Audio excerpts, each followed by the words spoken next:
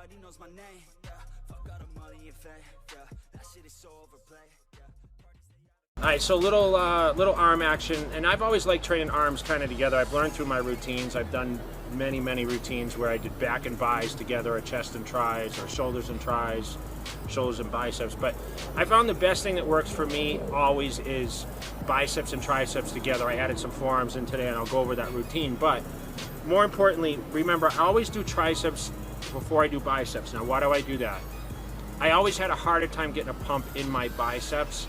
And when I do tricep work first, the first set of biceps, I'm always pumped. So if you guys haven't tried doing bis and tris together, try always starting with triceps, then go into your bicep training right after and see how much pump your arms actually get. It always was better for me. I didn't start off with genetically big arms. So for me, you know, my main thing is to focus on repetitions. I always did 12, 15 reps.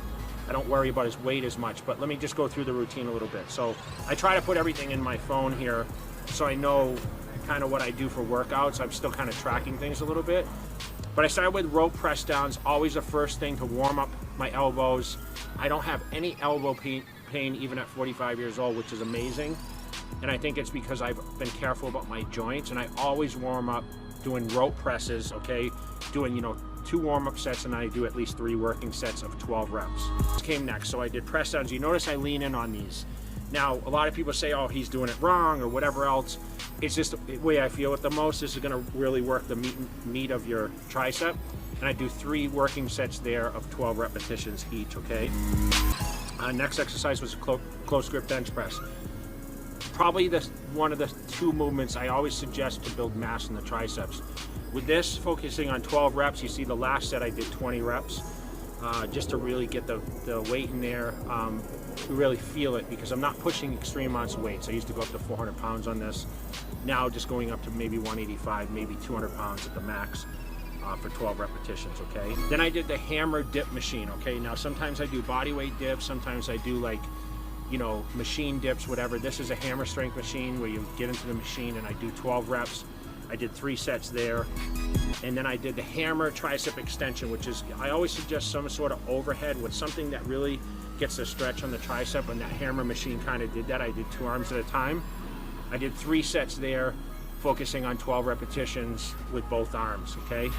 Next into biceps, okay? We rolled first to the bar, the cambered bar curl, okay? I did like 5, 6 sets with that. I did a couple warm-ups, then I went right into those 12 repetitions, pretty simple movement, you know, little body motion, but that's just the way I train mostly. Next was seated dumbbell curl. So you see I alternated arms back and forth. Try to do at least 8 repetitions on each arm, so 16 total reps, sometimes 20. Did 3 sets there. And then I did spider curls, which is the incline bench, and I leaned in. This is really isolateral like movement for each arm. This is great. I did this exercise for the 09 comeback when I was training under the FST7 training principles, and for me this really helped build more of a fuller bicep for me because it takes the shoulders out, leaning on the incline bench. It's really just concentration on the bicep tendon itself, okay? And then we went over to the preacher hammer machine, okay? I did 2 arms with this, sometimes I do 1. Did 3 sets here, 12 reps, nothing fancy, just something that keeps the elbow in a locked position. After that, we rolled into something that's usually left out of routines, and that's the forearm training, okay? I've lost some forearm size when not training as heavy. I think indirectly when you train a lot of heavy back movements, you get a lot of forearm development, especially like really with the brachialis area.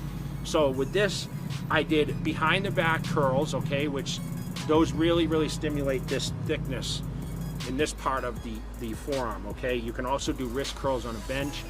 I did 12 reps, I did 3 sets of those, and then I turned around and I did a lighter weight where I focused more on the front meaty part and also a little bit on the bicep where I did reverse curls, 12 reps, 3 sets, okay?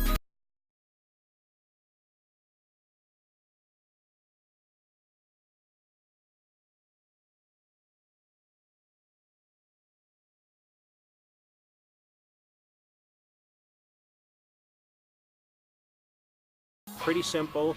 All you really need to end your workout, I mean, I would always suggest throwing some forearm work in there if you have underdeveloped forearms. Really makes the arm look more fuller, especially you competitive people.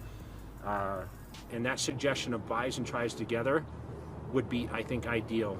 And you know, I can talk more about that in later videos, but it just seemed to always work best for me. I've tried every routine there is over 25 years of training, and this is what's kind of fell into my pattern now as I continue to train and trying to keep, you know, keep fit. So if you're not subscribed to the channel, hit the subscribe button now and keep watching for our content, man. Thank you guys so much for the support.